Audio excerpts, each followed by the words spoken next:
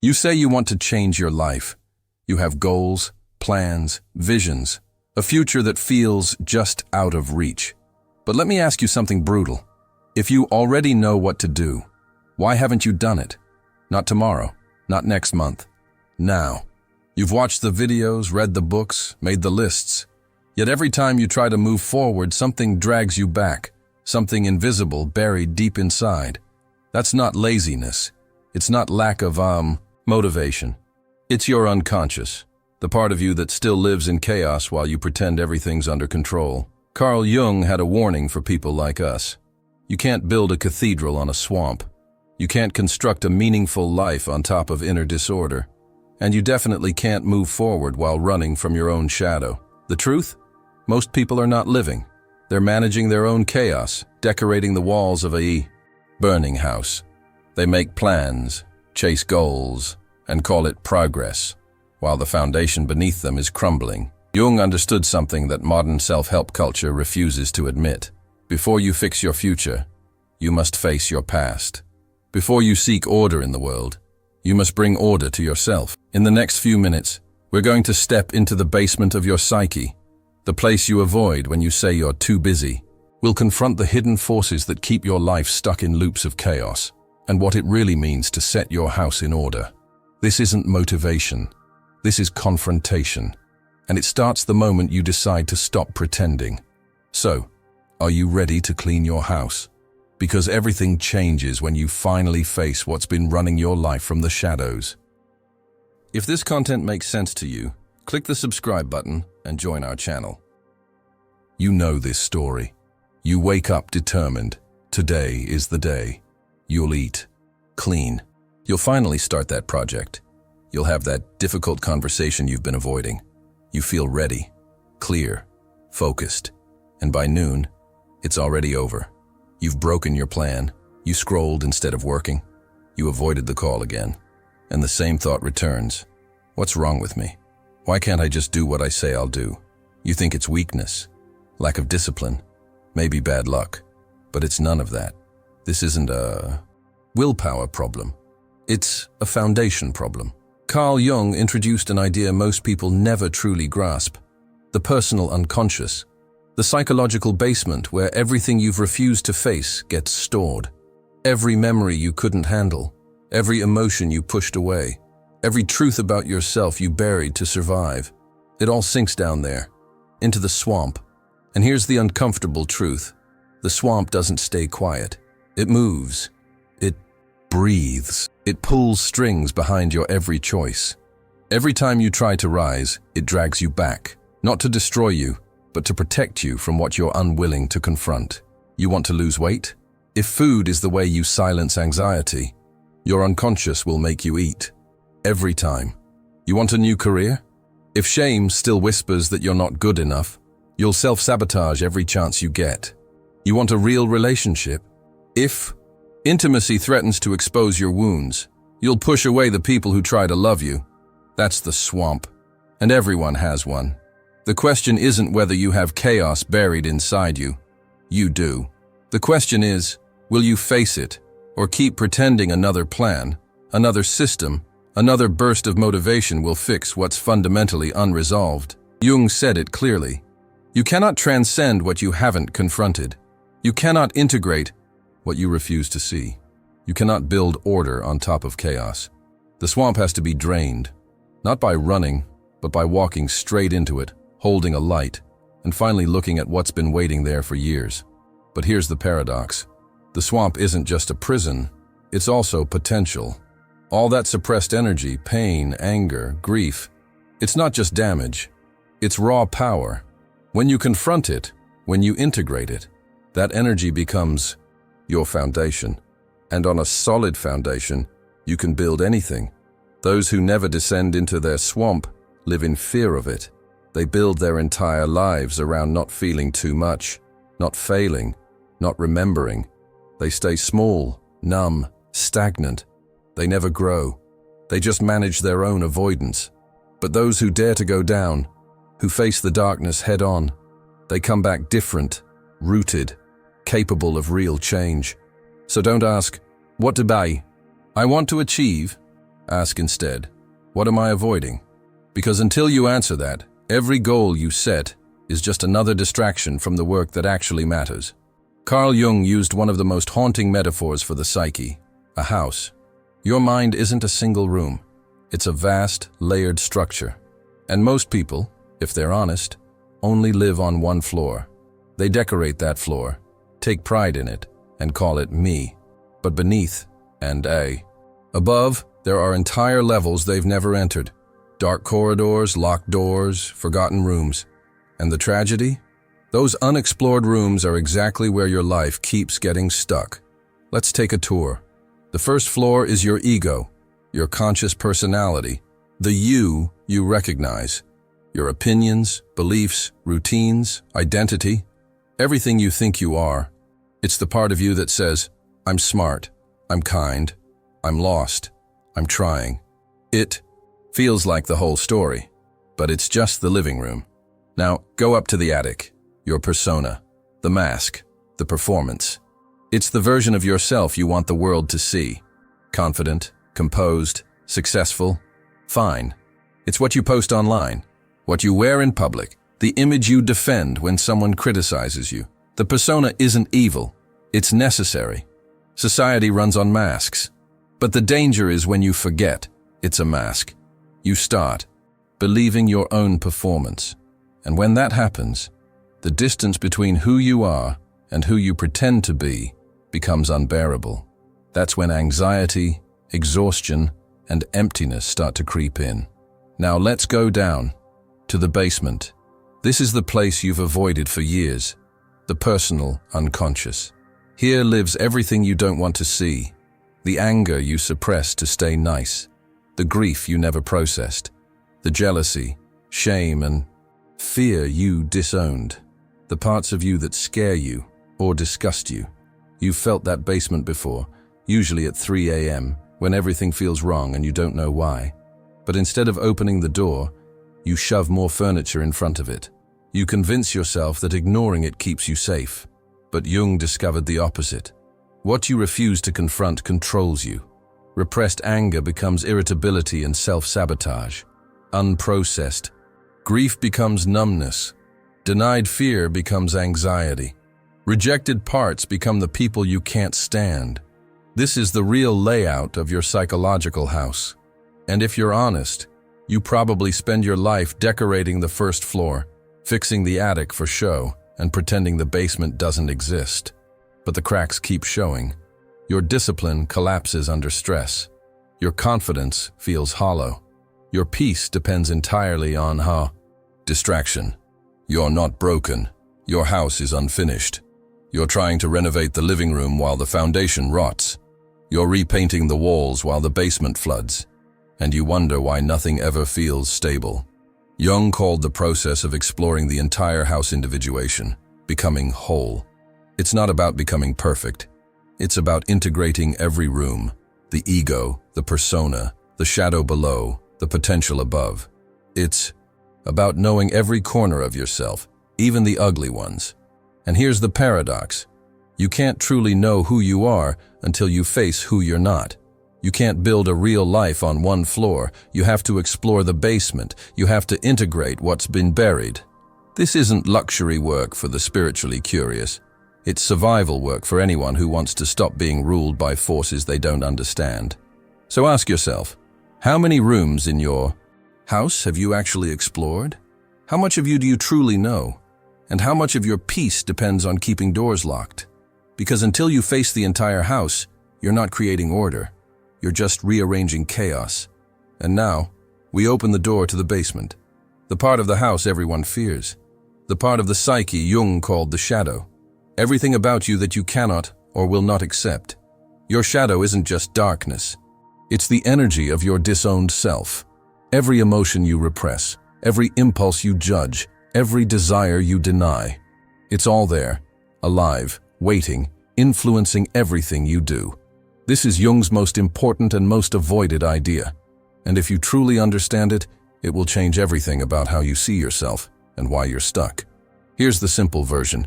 Your shadow is everything about yourself that you cannot accept. It's every quality, Every impulse, every emotion, every desire that you've deemed unacceptable and shoved into the basement. And it's not just the bad stuff.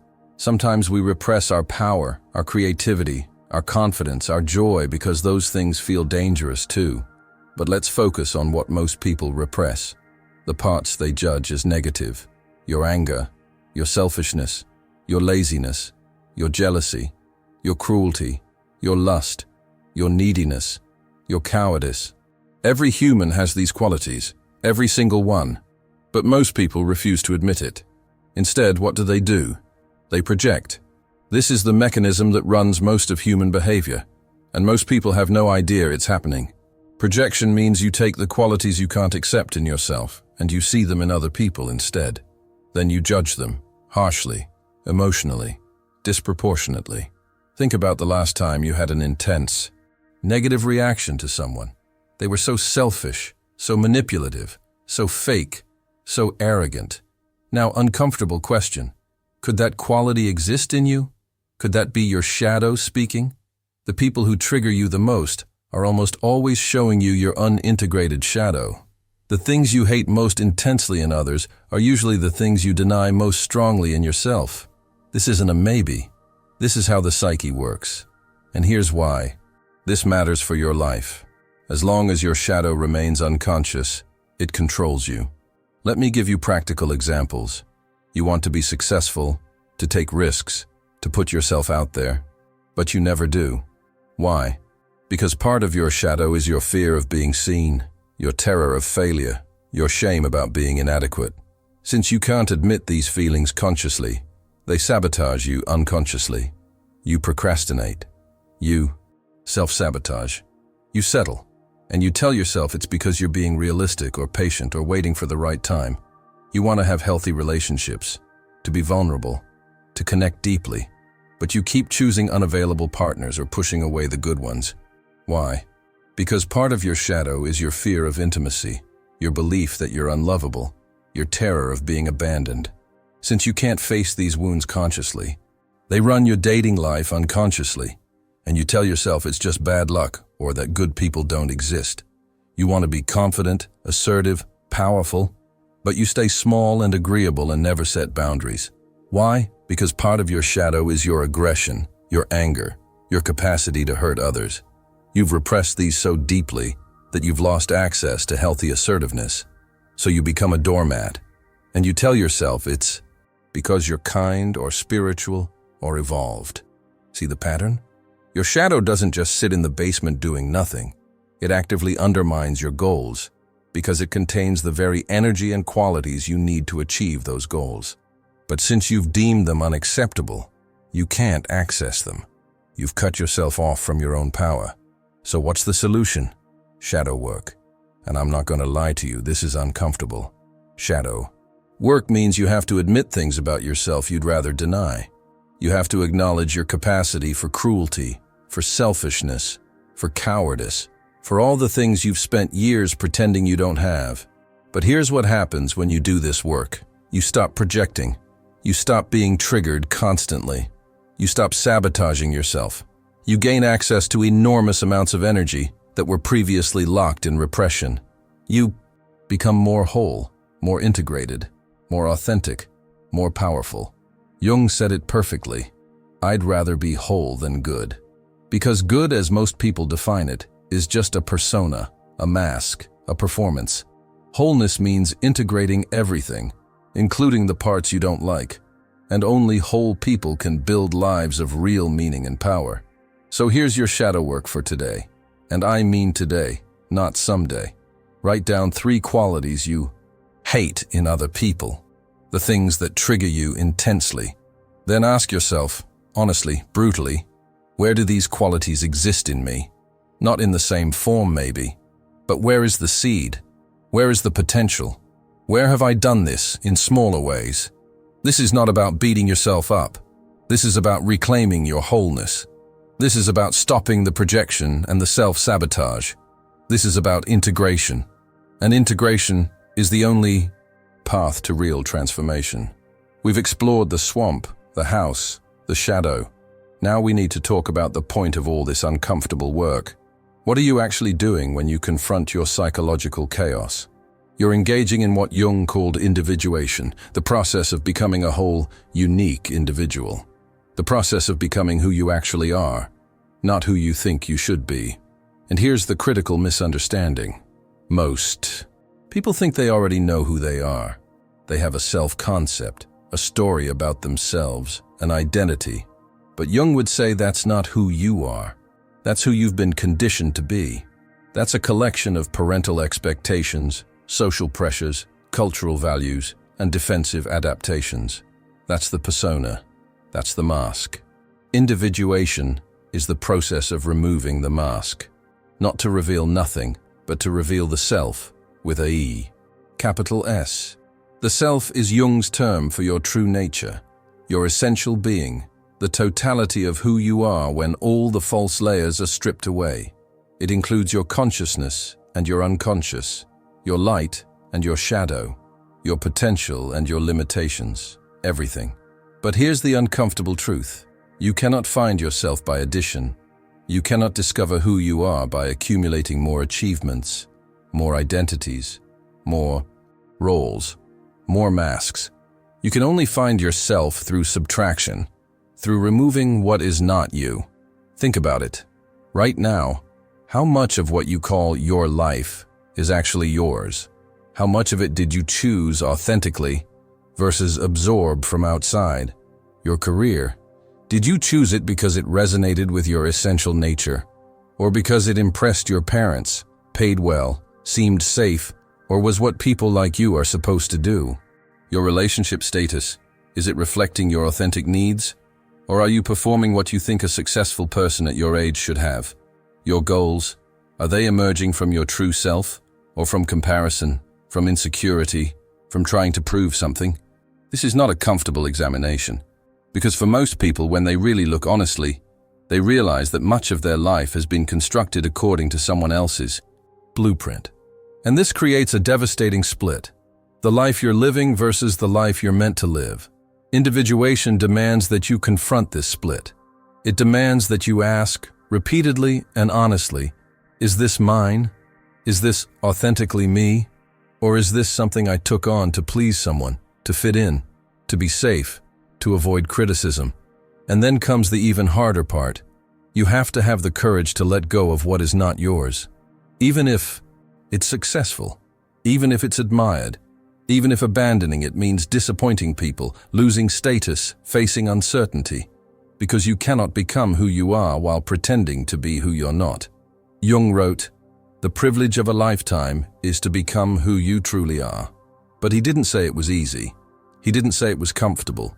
He said it was a privilege, something earned through difficult work, through courage, through the willingness to face rejection and misunderstanding. Here's what this looks like practically. Individuation means you stop pursuing goals that belong to other people. You stop trying to impress your parents, your peers, your Instagram followers. You stop measuring yourself against arbitrary social metrics. You stop performing an identity that doesn't fit. Instead, you start listening to what emerges from within, what actually interests you, not what you think should interest you, what energizes you, not what looks good, what you're genuinely called toward, not what promises status or security. And here's the paradox. When you stop trying to be impressive and start being authentic, you become far more powerful. When you stop forcing yourself into someone else's blueprint and start following your own nature, things begin to flow. Jung called this synchronicity, meaningful coincidences that seem to conspire in your favor. But it's not magic, it's alignment. When your conscious goals align with your unconscious nature, your entire psyche works together instead of against itself. But you cannot achieve this alignment without first doing the foundational work. You cannot individuate without confronting the swamp. You cannot discover your true self without integrating your shadow.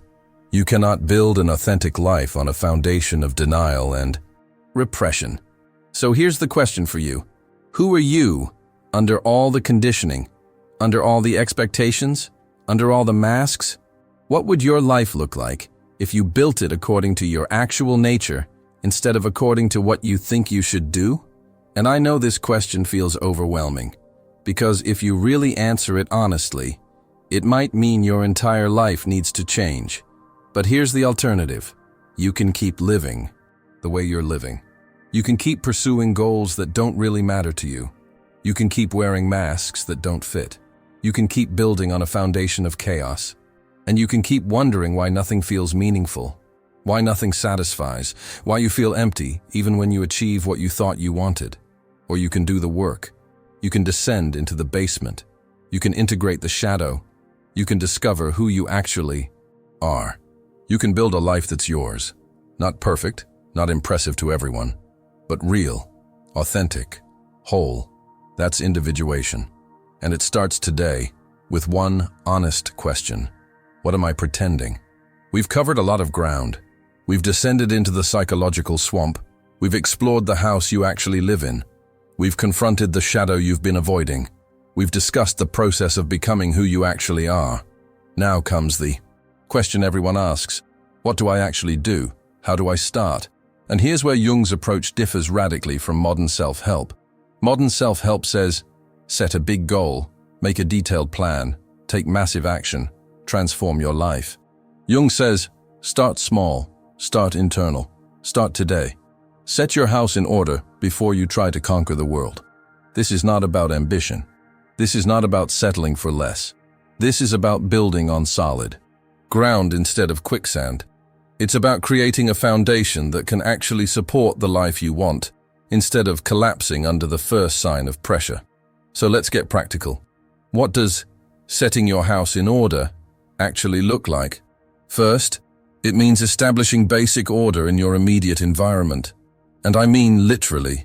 Your physical space reflects and reinforces your psychological state. If your room is chaos, your mind is chaos. If you can't manage your immediate environment, you're not ready to manage complex long-term goals. This isn't a metaphor. Clean your room. Organize your space.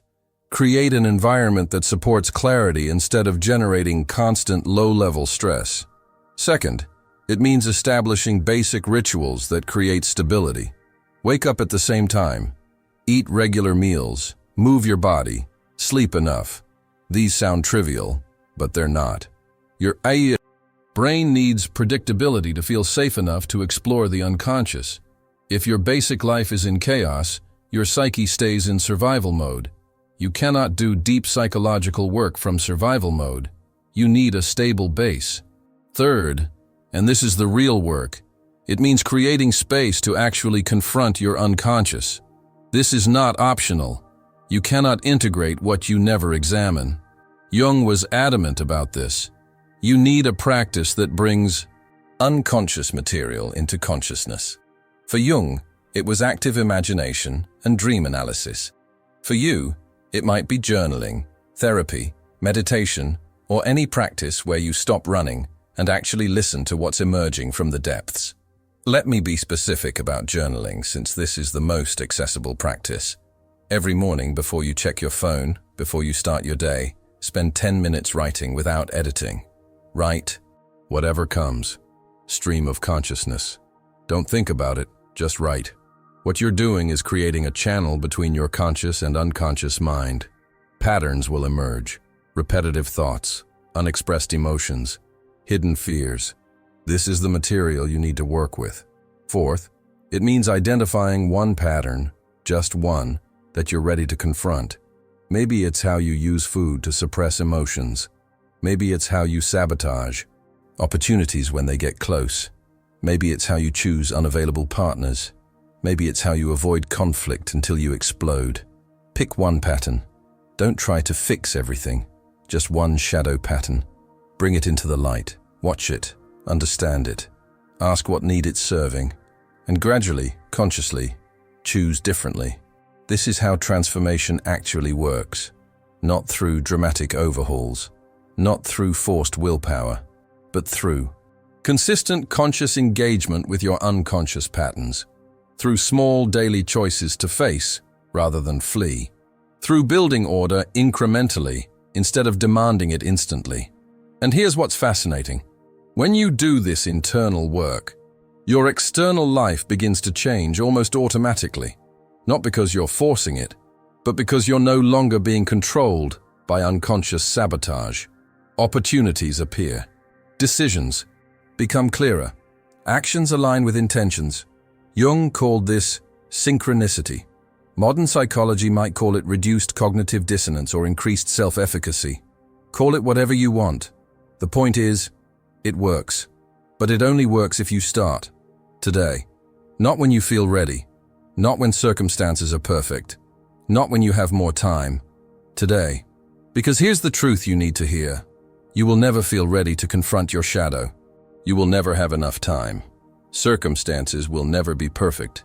This is work you do because it's necessary, not because it's comfortable. So what's your one action today? Not this week. Not when you finish this video. Today. Maybe it's 10 minutes of honest journaling. Maybe it's scheduling the therapy appointment you've been avoiding. Maybe it's having the difficult conversation. Maybe it's simply sitting in silence and asking yourself what you're running from. One action, small, concrete, today. Because transformation doesn't happen through inspiration. It happens through confrontation, through integration, through the daily choice to face rather than flee. And it starts the moment you decide that living unconsciously, controlled by forces you don't understand, is no longer acceptable. Your life will not change when you make better plans. It will change when you build a foundation solid enough to support real change. And that foundation is built one honest moment at a time, starting now. Let's be honest about where we've been. This was not a comfortable journey. We descended into the psychological swamp you've been avoiding. We explored the rooms of your house you keep locked. We confronted the shadow you've spent years denying. We dismantled the false identities you've been maintaining. And we discussed the work that nobody wants to do, but everyone needs to do. If you're feeling uncomfortable right now, good. That means something landed. That means you're recognizing the chaos you've been living in and calling normal. That means you're glimpsing the gap between who you're pretending to be and who you actually are. That discomfort is not a problem. It's the starting point. Here's what we've established. You cannot build a meaningful life on a foundation of psychological chaos. You cannot achieve lasting change while running from yourself. You cannot become who you're meant to be while maintaining elaborate defenses against self-knowledge. And you cannot set your life in order without first setting your psychological house in order. This is not motivational content. This is not about trying harder or wanting it more or being more disciplined. This is about something far more fundamental. Confronting the unconscious forces that control your behavior, integrating the shadow material you've repressed, and building a life based on who you actually are, rather than who you think you should be. Jung spent his lifetime studying the human psyche, and his conclusion was clear. Most people live in exile from themselves. They construct elaborate personas. They repress whatever doesn't fit. They project their denied qualities onto others. They pursue goals that belong to someone else, and they wonder why nothing feels right, why nothing satisfies, why they feel empty even when they achieve what they thought they wanted. The alternative is individuation, the process of becoming whole, of integrating consciousness and unconsciousness, of confronting the shadow and reclaiming your power, of removing false identities and discovering your true self, of building a life that's authentically yours, even if it's not impressive to others. But this process cannot begin with grand plans and big goals. It must begin with order. Basic, fundamental, often unglamorous order. Clean your physical space. Establish basic routines. Create stability in your immediate environment. Then, from that stable base, begin the deeper work. The journaling, the shadow exploration, the honest confrontation with patterns you've been repeating for years. Now I need you to do something, not later, not when you feel inspired. Right now, get paper and pen. I'll wait. Write this question at the top. What psychological chaos am I avoiding confronting? Then write, without editing, without judging, just write. What is it? What pattern keeps repeating? What emotion are you suppressing? What truth about yourself are you denying? What wound have you never addressed? What shadow, quality are you projecting onto others? Write until something real emerges. Then, underneath that, Right. What is one action, no matter how small, that I can take today to begin addressing this? Not a complete solution, not a transformation plan. One small, concrete action. Today. Maybe it's 10 minutes of silence to feel what you've been avoiding. Maybe it's sending the email to schedule therapy. Maybe it's having the conversation. Maybe it's throwing away the substance you use to numb yourself. Maybe it's just admitting the truth out loud. One action. Today. This is not optional. This is not when you feel like it. If you want your life to change, if you want to stop repeating the same patterns, if you want to build something real, this is where it starts. One honest moment, one confrontation with truth, one small act of order in the chaos. Today. If this video confronted you, if it made you uncomfortable in a necessary way, if it showed you something you needed to see, subscribe to this channel. Because we don't do surface-level motivation here. We do deep psychological work. We explore Jung. We explore shadow. We explore the uncomfortable truths that actually transform lives. This is not easy content, but it's real. And real is what you need. Remember this. Until you make the unconscious conscious, it will direct your life, and you will call it fate. That's Jung. And it's the truth you've been avoiding. Your life is not being controlled by bad luck, by circumstances, by other people. It's being controlled by unconscious forces you refuse to examine. And it will continue to be controlled by them until you finally have the courage to descend into the basement, turn on the lights, and do the work. The world doesn't need another person with big plans and no foundation. It needs people who have done the internal work, who have integrated their shadow, who have set their psychological house in order, and who can therefore act with clarity, authenticity, and power. Be that person. But understand, it starts with order. Today, not your dream future, your actual present. Set your house in order. Everything else follows. Thank you for watching. If you enjoyed this video, make sure to hit the subscribe button and stay with us for more.